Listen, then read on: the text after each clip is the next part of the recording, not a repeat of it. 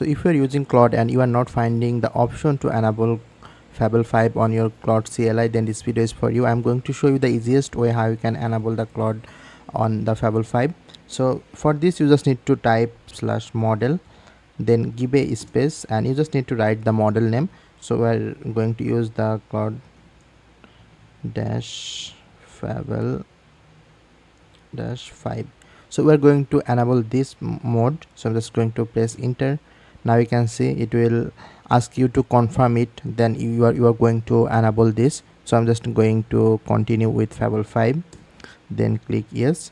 So now you can see set mode to FABLE 5 and saved as your default new session, and you can use this with your credits. Now if you want to switch back to the previous one, you can just click here and go to models like this from here, and you can see all the models now available right here.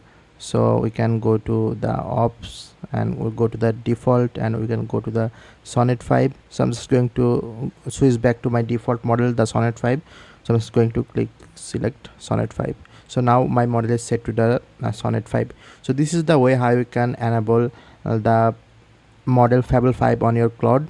So thank you for watching.